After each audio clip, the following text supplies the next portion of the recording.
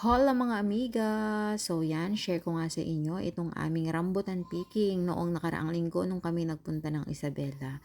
Yes, so business trip siya and then nagkaayaan nga eto at napadpad kami sa isang taniman ng rambutan. Meron din silang citrus, lansones, buko. Ayan, ang dami nilang tanim. Meron din silang kalamansi, guyabano, basta napakarami. Meron nga din daw silang fish pond. So, sumaglit nga lang kami. Oo, sumaglit lang kami. Kumbaga, akala namin ay dadaanan na namin. Yung iuwi yun pala, ito ay isang paraiso. Yes, farm po siya. 8 hectares farm po siya ng isang kaibigan na ayaw magpa-mention.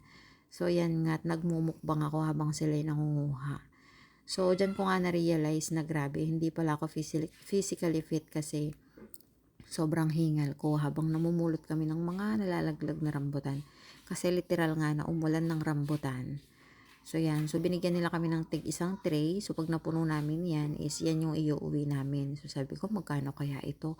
Pero grabe, nung pauwi na kami, hindi pinabayaran sa amin yung mga inuwi namin. So, umabot nga yan sa 2 supot ng rambutan. Tig 2 supot kami ng rambutan. Oo, meron din kaming mga saging, buko, nyog. Grabe. Napaka-generous ng ating mga kababayan. And also kasi napakayaman nitong kanilang farm. Oo, isa sa pangarap ko ito, promises. So sabi ko kay Jowa Bells, pag nag-age kami ng 50, ayan. So pag nag-age tayo ng 50 at buhay pa tayo, ayan, magkakaroon tayo ng farm. So eto nga, yung mga classifications pala ng rambutan, merong RR, merong makapuno, merong yung ang daming variety. Kasi before, ang alam ko lang is dalawa, tuklapin tsaka supsupin. So, almost tuklapin nga lahat yung kanilang ano. Yung pag kinain mo is natatanggal siya doon sa kanyang buto.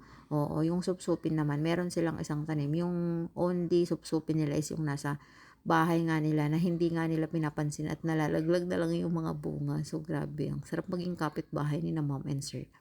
So, napaka-humble nga nila kasi sila pa mismo yung nagsusungkit ng rambutan para sa amin.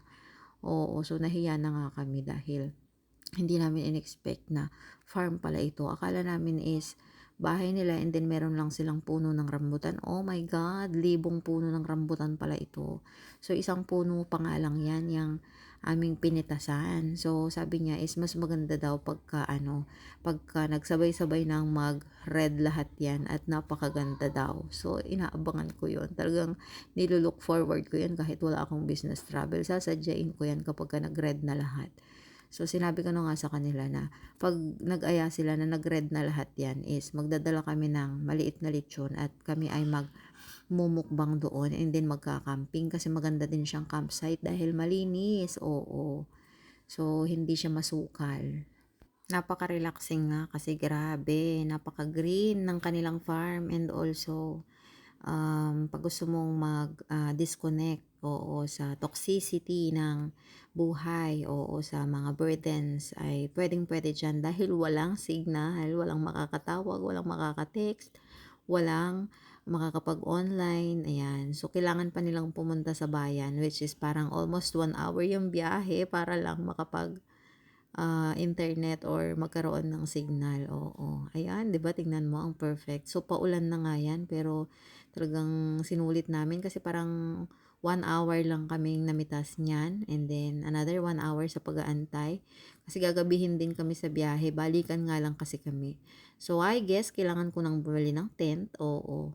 Kasi pwede talagang mag-camping diyan sa kanila. So, grabe. Thankful ako kasi dinadala ako ni God sa mga tao na nami-meet ko na mga mabubuting tao and also welcoming kung gaano ka ka-generous sa ibang tao. Ibabalik yun sa iyo ng mundo sa mga hindi mo inaasahang pagkakataon ng buhay. Totoo yan. Legit. Napatunayan ko na hindi lang 1,000%. Totoo yan. Pati sa mga problema. Walang problemang magtatagal kapag positivity lagi yung kinakapitan mo. Pag positive energy yung ina-attract mo. So, positive yung outcome. Yung magma-manifest sa buhay mo is mas lamang yung positivity. So, ayan na nga, itong dalawang to, hindi rin sila mapakali. Kinuha na nga nila yung tolda at ang eksena nga nila ay ilalaglag na lang daw nila dun yung mga bunga para hindi na mapagod hakot-hakot. Pero 'di ba, ako dito chillax lang, pakain-kain. Siguro mga 2 kilos na rambutan yung nakain ko habang sila ay namimitas. So inakyat na nga nila, o 'di ba? So kawawa naman yung rambutan. Pero in fairness, sa rambutan matibay pala yung kanyang puno. Oo, kasi kinaya niya yung dalawa, 'di ba? So bigatin yung dalawang yan. Tingnan mo naman yung mga tiyan. Ayan na nga, 'di ba nakakatuwa?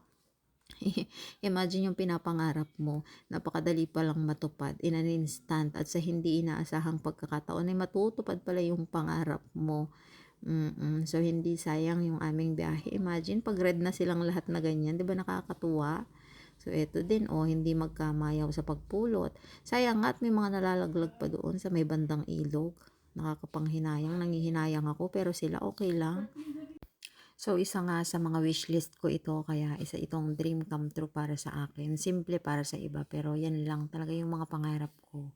Oo. So, pangarap ko pa ay makapunta sa ibang mga taniman.